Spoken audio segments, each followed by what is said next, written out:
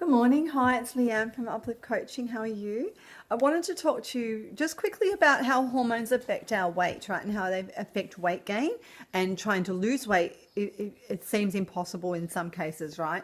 So hormones play such a big part in all our health. So whether it be from regulating our insulin and our sugar and removing that, whether it be storing fat, whether it be stress hormones, sleep hormones, our hunger hormones, the hormones that tell us whether we're hungry, whether we're full.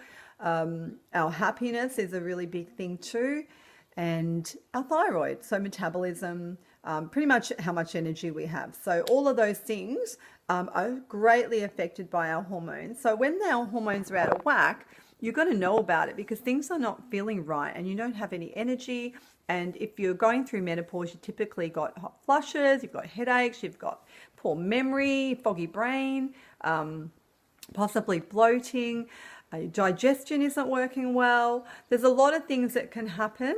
And a lot of my clients talk about the fact that, they're in a meeting and they'll totally forget what they're trying to say, or they've got hot flushes and it's not even hot, It's certainly a challenge, right? It can be a challenge. So, but what I've noticed is there's a lot of things that we can do to improve our lifestyle and our choices and help ourselves, right? In our energy and our weight loss.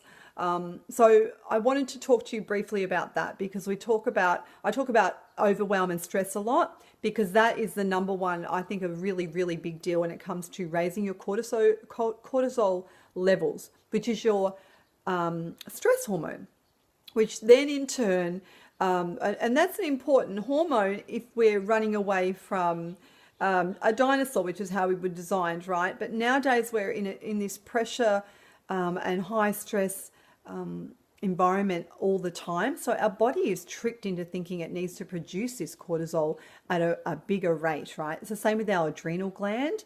Our adrenaline used to be handy when we're running away from dinosaurs. Clearly, we're not doing that now. So unfortunately, when you are stressed, your cortisol and your adrenaline are working overtime, which is how people get adrenal fatigue. So they have no system left. Their immune system is now struggling as well because they just don't have the functioning that they've got to have. It's worn out, right?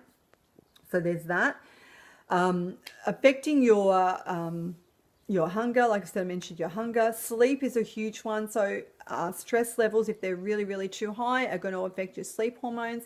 Your estrogen, which we're already battling uphill with losing that with menopause and perimenopause. So you've also got that going on, which causes your fatigue and the bitchiness and the tiredness and, all the other things that come with that as well, with losing estrogen.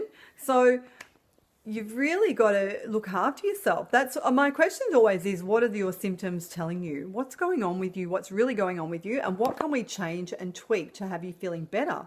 Because you don't have to put up with this, right?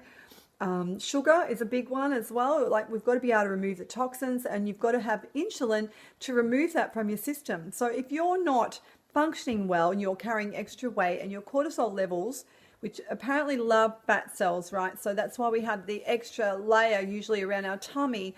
It's if you're stressed, you're going to find that you're carrying a little bit extra than you would normally because of that, right? So we need to get those levels down. So that's why I focus so much on stress, on overwhelm and self-care first, so that we can get your body functioning properly, your metabolism, your digestion, your sleep, your exercise, because, God knows you're not going to feel like doing anything if you're really feeling under the weather and unwell and fatigued.